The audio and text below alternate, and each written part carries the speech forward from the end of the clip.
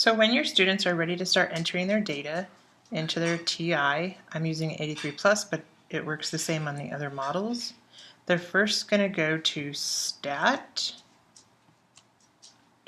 and then they'll choose Edit, which is the first one. And then let's say that they actually happen to have information in here.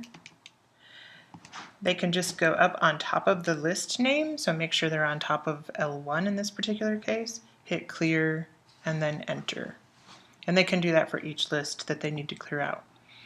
Later, when they start to save data, notice if they scroll over through the names, there are 6 available lists, and then it'll leave a blank like is currently highlighted with the alpha already on so that they can name lists. That's a good place to put data that you don't want to lose and you know that you're going to use and want to reference back to.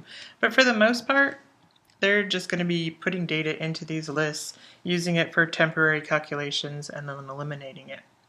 So I currently have some information in a list that I would like to access and actually pull back into list 1. I have stored it in Stat, and I'm going to put that information back in here. This follows along with the worksheet that you have.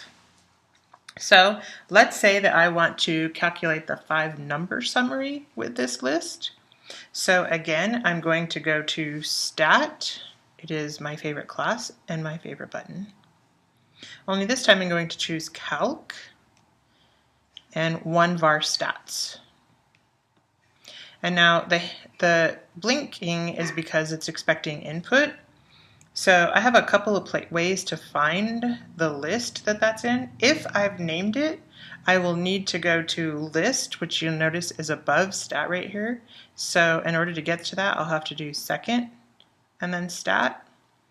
That list that I actually stored it in was called Stat.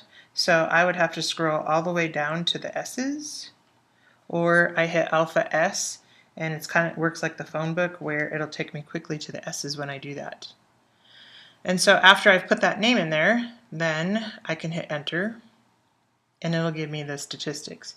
Now, the shortcut version of that is, again, to hit Stat, Calc, 1var stats, so choose number 1. But if I have the data in list 1, I will do Second and then number 1. And that brings up L1 and then enter.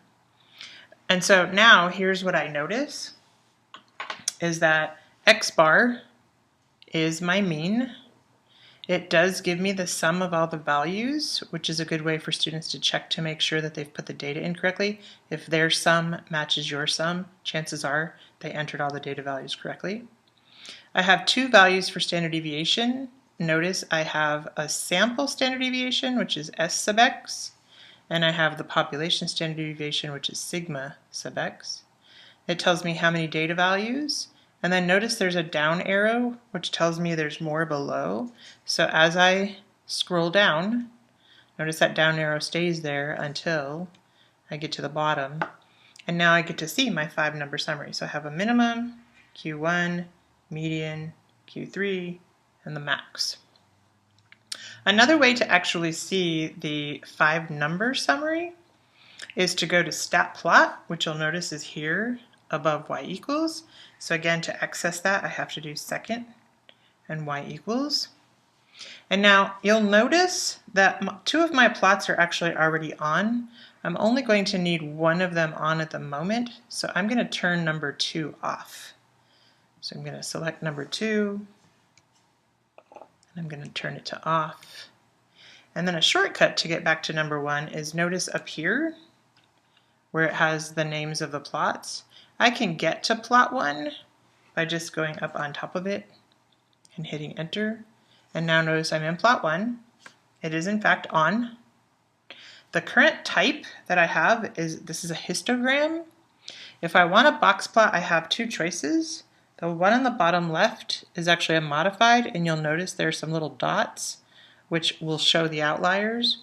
This one is just a traditional box plot, no outliers, but to get to them I will have to use my down arrows to get to type, and then I'll have to keep scrolling to the right to get to that second box plot. So I'm going to choose that.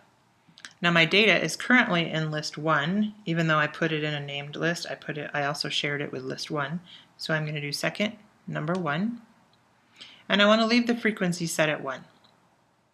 And so now a shortcut for the calculator to actually set your graph paper up appropriately is to hit zoom and the number 9. Now I'm going to scroll down and show you what number 9 is. It's actually zoom stat. But if I just hit the number 9, then I won't have to scroll all the way down.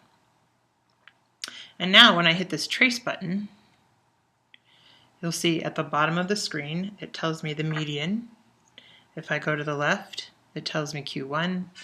Left again tells me the minimum.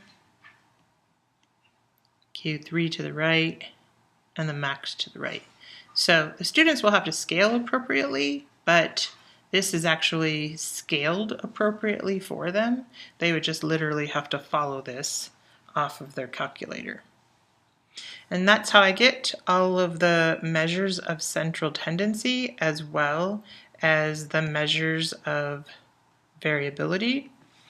I can get my standard deviation there, and then of course I could go back to find variance. So that's a quick tutorial on how to make a box whisker plot as well as how to find 5-number summary information.